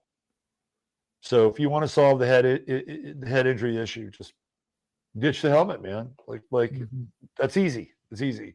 And these giant helmets they're bizarre, right? They're just they remind me of like these giant, like gray aliens. It's like, here come the gray aliens. And they're using football to get us prepared for the gray aliens. That's what's happening. That could, oh my God, it'd be so funny if it wasn't Bologna viral that stopped the NFL season, but if it was Operation Blue Bean and an alien invasion and shit. I could see that happening. That'd be hilarious. Yeah, like landing the UFO at halftime in the Super Bowl, right? That's when they decide that they're going to roll out their disclosure, right? That's the moment. We are your friends. We are your friends. We are your family. We are your gods, right? Like, oh, here we go, right? Yeah. It's been crazy for that. Like, because I personally, I think the whole thing is fake. I think all the alien stuff is fake. I think it's all Blue Beam style, programming. But it's been wild to see them really go for this time. Like they're getting more and more serious about it. Well, there's something. I wouldn't say it's all fake, by the way. There's something, and here's where I lean into it. I think that a lot of what we're dealing with are what's called crypto-terrestrials, Okay. and that they're here, right? And they live underneath the planet and have been here for a while. Like they're, when you get into Hollow Earth and shit like that, right? And now we're into Longo County and what's going on, what's going on beneath the surface of things. I think they're down there, right? Okay. And if you look at like the what they call the USOs, right? The underwater unidentified underwater craft, like they have actually had footage of approaching these structures that are underneath the water and getting met with extreme aggression. Wow. So I think there's something here already. Mhm. And I also think there's like interdimensional rifts, like people can open these interdimensional rifts, and then you could have things like jinn or spirits come through, which could pass for things like extraterrestrials. And if there's an interdimensional rift, who knows, how else they're getting here. But like what we've been led to believe, I don't know. Right. I'm not entirely sure, but I think something, we're dealing with something, and it could be, because really when you look at, this is interesting for you, because I think it happened in your part of the world, or at least it was portrayed to be in your part of the world, which is Steven Spielberg's War of the Worlds. Did you see that? No. That, by the way, I highly recommend people watch that movie, because there's a lot of themes in that movie. Number one, it's happening at the same time as this whole war on terror thing is going on. And so the extraterrestrials, they do not come from space. They're beneath us, right? So Spielberg is kind of letting the cat out of the bag a little bit, right? Mhm. But it's also very much connected to this idea of terror cells, which was happening at the same time. So there's that part of the story, which is worth paying attention to. I think it does take place in Massachusetts, if I'm not mistaken, that movie. Then there's this other sub-theme with Tom Cruise as a father who is failing as a father in general, like in his life. And the War of the Worlds is literally like his moment to face himself, his family, courage, all that shit, right?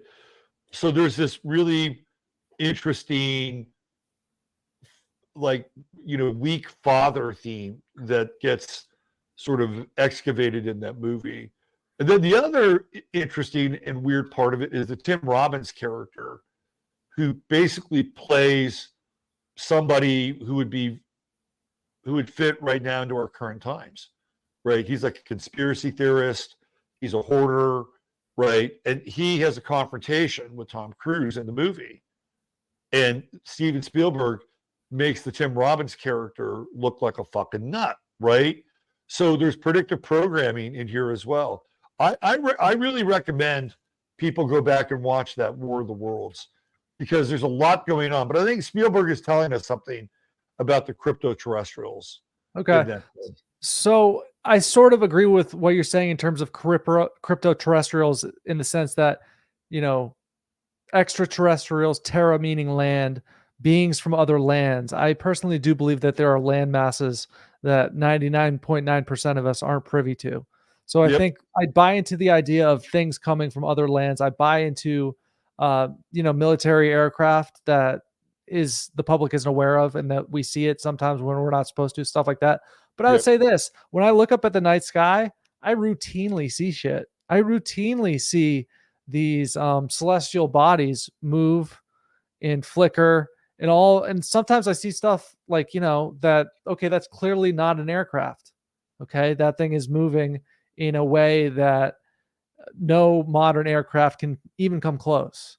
So, but do I believe in the mainline narrative? Do I believe in the sort of the blue beam style stuff that's being pushed? No, I don't. But I do believe in, beings from other lands, other dimensions, the spiritual realm. Absolutely, for sure. But you know what's being pushed by the Joe Rogans of the world. It's like, to me, it's just like whack and cringe. I don't pay attention to that stuff. Yeah. I mean, I've done a shit ton of podcasting since 2010. Mm-hmm. And one of the areas that I've consciously avoided is the whole UFO thing. Mm-hmm. And not because I wasn't interested. When I was much younger, I was way more interested in, that part of the story. But to me, there was never going to be any kind of real smoking gun or resolution. And I didn't want to go chase that, right? It's like, it's like chasing the missing link or the intermediary species. And it's like, no, I'm not into it. But I have seen objects. I've seen them. Right. I don't know. I can't explain them. Mm-hmm. It could be government craft. Who knows? But I can't explain them. It's not like I haven't seen things. I have. Yeah. And I said this before. I mean, I'm not sure if I said it on this show, but I had a period in the mid 80s where I got to know this woman whose father was he was in the army, but he had this weird connection with Project Blue Book and stuff like that. Like that was his world. And one of his daughters, I worked with one of his daughters at this restaurant, and she told me about her sister. And her sister was this therapist in San Francisco. And I said, yeah, I'd be really interested in doing a story on these people that she has as clients who have been abducted. So she got me in touch with these two different people, and I interviewed them. And Al, I got to tell you, like their stories were weird and compelling, and both of them looked very different, right? They just physically looked different. Like the woman had kind of webbed hands, right? She had these little pieces of webbing between each of her fingers, and she had a very strange looking face. And she was really into, shit like Ashtar Command. And I remember her telling me she was an Aquarian, right? And it kind of fit, but the physical thing was really weird. And then the other person was this dude, and he was very lucid and extremely smart. And this guy was so smart, he built his own fucking harpsichord. Like, who does that? What's a harpsichord? A harpsichord is like a piano, only when you play it and you hit the key, right? It has a very different sound. It sounds more like a stringed instrument than a hammer instrument. Yeah. So harpsichords, you'll hear them a lot in Baroque music. And not only did he make one, he made a mini harpsichord. Like people just don't do that. So I sat down and I talked with this guy. He was very, very clear, very lucid. And he told me all these events that happened to him when he was young, and how he was essentially, the first time he saw a craft, he lived in Central California, like someplace like Lodi or something like that. And he was walking over from the movies one night, and he noticed this craft, and he, made no real thought of it. But from that point forward, he started to have these experiences where he was abducted, and he would have ongoing conversations, with what appeared to be like these gray aliens, right? And the thing that really struck me about him was that his face looked like it was kind of cobbled together from like gargoyle school. Like he had those kind of crawl ears, and they weren't like symmetrical. They were kind of off. Like everything about him physically looked different. He didn't really look like a typical human. And I thought to myself, and I still have the audio tape, I thought, there's something up with this dude. Like this guy has been altered. And the way that he told his story had so much grounding and credibility that I believed him. I didn't believe that he was tripping or hallucinating or trying to make up a wives' tale so he could get notoriety. That was not part of his scene. So there was something going on with this dude. And both him and this woman, they just look physically different. And if it's true that there is this kind of generational operation going on and altering the genetics, that he would be downstream, just like cattle, right? I mean, that's what Whitley Strieber talks about in Communion. That they basically, RFID these families, and they just generation after generation after generation start to alter their DNA. To what end? Who knows, right? But he was odd. He was a really odd. He wasn't a bad guy. He wasn't like threatening or anything. But again, his level of intelligence was like way off the chart. Building his own harpsichord. People just don't do that. Right. So there's something there, right? There is something there. I think there's something going on. And is it textbook, Alien 101? Probably not. But those two people clearly demonstrated that they were different. They were like almost like an offshoot species. That's what it felt like. So, well, it's kind of like to tie it back in with football, it's like Bluebeam's like continuously moving the goalpost, right? You think that they're going to go for it, but it's just this continuous goalpost move. You know what I'm saying? So, which is interesting. But Wednesday, we got our first guest. Want to tell us about that?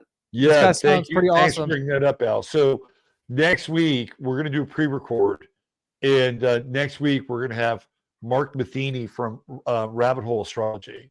Nice. And Mark is a great guy. He's an absolutely amazing astrologer. He has thousands of charts for NFL players, NFL teams, NFL coaches, owners.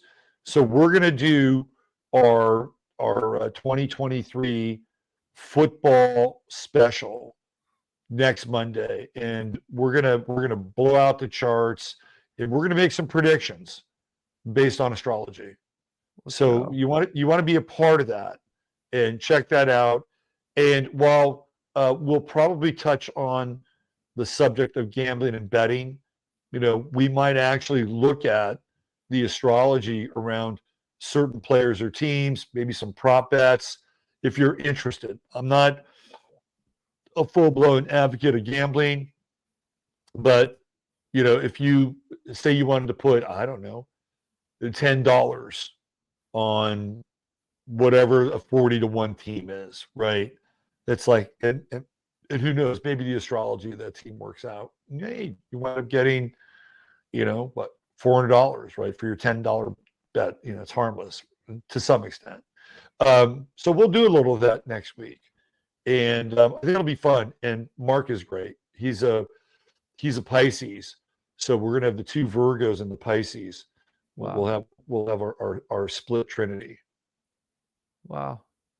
So that's very cool, man. I'm very much looking forward to it. I'm learning about astrology all the time. I was thinking about, like, I'm having the most public, like, astrological education, you know what I mean? Between Sirius Sports, my own studies, going through your course, Astro Chads.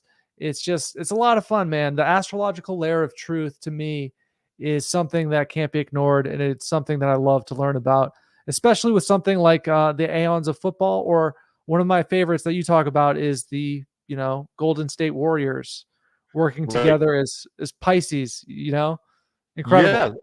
Yeah. I mean, even again, like we talked about how Pisces, in my estimation, rules basketball. And you go back to those three guys on TNT, and they're all Pisces, right? All those guys are Pisces, so they're emblematic. I mean, we could see this, through one of these nights. What we should do is we should do like a show based on archetypes. Okay. Right, like archetypes with athletes, and slot them in or like Tom Brady would be Apollo. Like, that's who Tom Brady is. He's Apollo. He's like, the Sun King, right? He's like the golden warrior, the golden breasted warrior.